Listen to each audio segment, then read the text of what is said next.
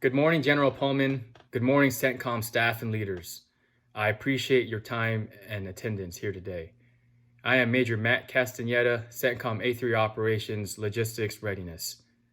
Ma'am, let me just cut to the chase. As we all are very much aware, there have been ongoing tensions and a rapidly escalating crisis occurring as we speak in the Middle East, mainly due to Iran's aggressive actions.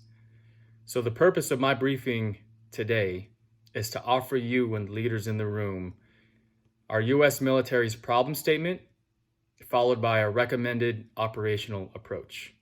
But first, let's take a look at our problem statement. As you can see, a very detailed problem statement to be solved, comprised of tensions between current and end states, elements within our operational environment or OE that must change right away, opportunities, some threats to achieving our end state, and finally, any known operational limiting factors.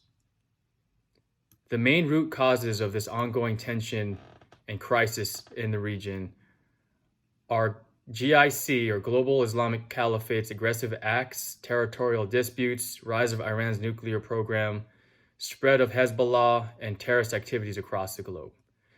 The elements that must change in the OE include Iran's foreign policy, the weapons of mass destruction program, closure plans of the Strait of Hormuz, and violent extremism.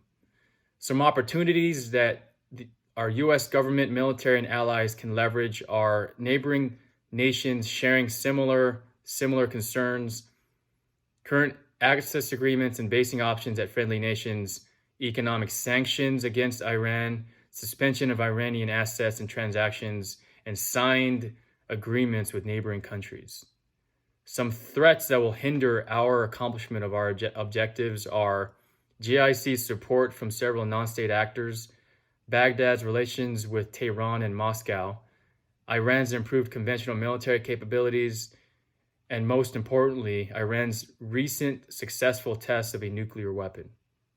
Lastly, to end our problem statement, our operational limitations include questions of loyalty and limited support from nations that we consider our allies, the world's dependency on imported fuel through the Strait, pending basing and overflight rights, defense limitations of key friendly states, and high levels of Iranian military activity in the southwest are to name a few.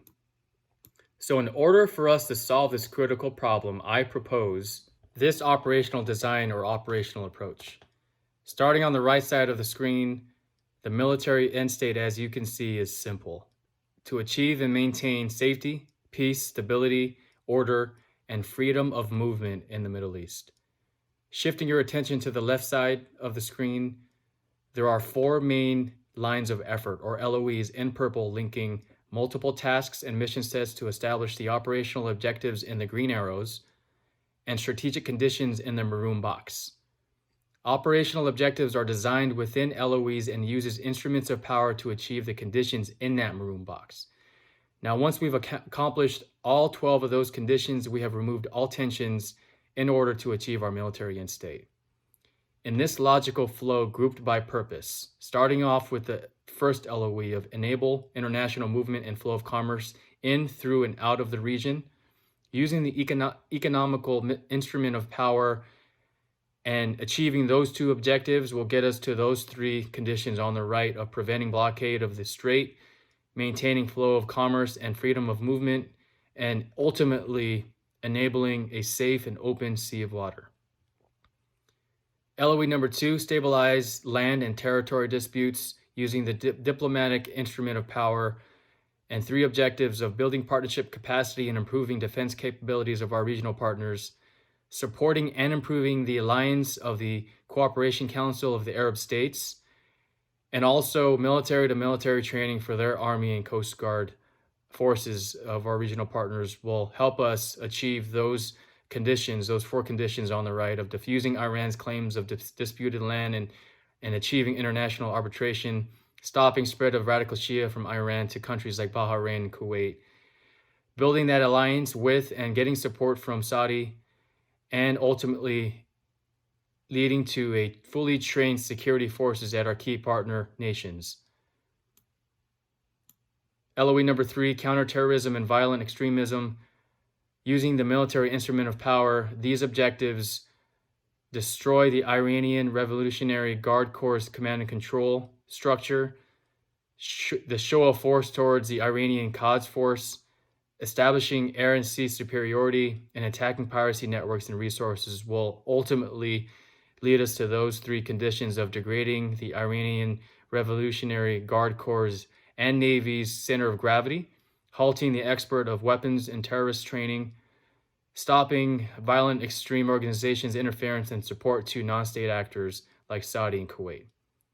And finally, our 4th LOE is halting nuclear proliferation, using the information instrument of power and those objectives of foreign military sales for UAV and ISR systems, halting weapons delivery to Saudi and removing weapons of mass destruction, damaging the network and lines of communication between Iran and non-state actors, will lead us to those 2 main conditions on the right under LOE number 4 of enhancing ISR and attack capabilities of our regional partners, and ultimately instilling peace of mind and quality of life for them as well. So in summary, the 4 LOEs in purple, linking multiple tasks within grouped mission sets to establish the operational objectives in the green arrows and strategic conditions in the maroon box.